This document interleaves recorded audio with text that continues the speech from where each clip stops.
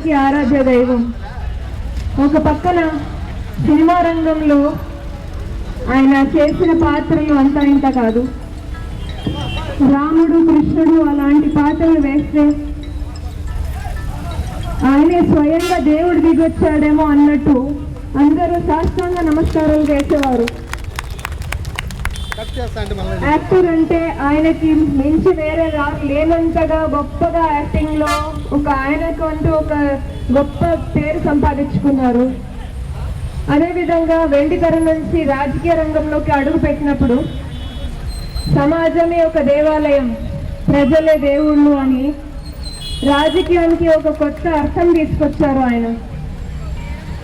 పేదవాడికి ఆకలి ఉండకూడదు అని 2 రూపాయలకి కేజీ బియ్యం అందచేయడంతో పాటు మహిళలందరికీ సమాన ఆస్తి హక్కు కల్పించడంతో పాటు స్థానిక సంస్థల్లో కూడా మహిళలకి రిజర్వేషన్ కల్పించడము, ఇంకా ప్రతి వర్గంలో ఉన్న వ్యక్తికి సమానమైన అవకాశాలు రావాలి, సమానంగా అందరినీ చూడబడాలి అని ఎన్టీఆర్ గారు టీడీపీ పార్టీని ఏవైతే ఉద్దేశాలతో స్థాపించారో అవే ఉద్దేశాలని వీళ్ళని ఇప్పటికీ కూడా కొనసాగిస్తూ ఉన్నాం. ఇది ఒక ప్రజల పార్టీ. టీడీపీ అనేది ప్రజల పార్టీ, ఒక బీసీల పార్టీ, ఒక మహిళల పార్టీ, ఒక మైనారిటీల పార్టీ.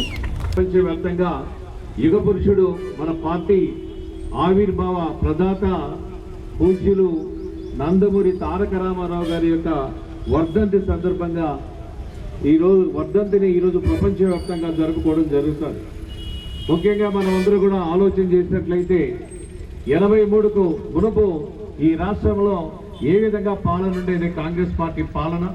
అదేవిధంగా ఆ పాలన మీద విసిగెత్తి వేసారిపోతున్నటువంటి తరుణంలో సినీ లోకంలో ఒక ఉజ్వలంగా విరజిల్లుతున్నటువంటి యుగ పురుషుడు నందమూరి తారక రామారావు గారు దాదాపుగా సినీ లోకంలో ఎంతో సహాయ సహకారం అందించారు. ప్రజానీకం వారి యొక్క రుణం తీర్చుకోవాలనేటువంటి ఒక ఉద్దేశంతో ఆ రోజు 82 మార్చి 29వ తారీఖున తెలుగుదేశం పార్టీని ఏర్పాటు చేసి ప్రజలకు చేరువుగా ప్రభుత్వాన్ని తీసుకురావడం జరిగింది.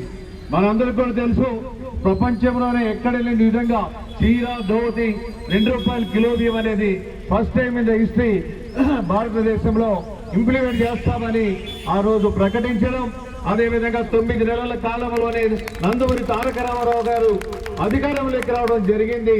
అదేవిధంగా మనం చూసినట్లయితే ఆయన కాలంలోనే రాయలసీమ అత్యంత వెనుకబడినటువంటి ప్రాంతం.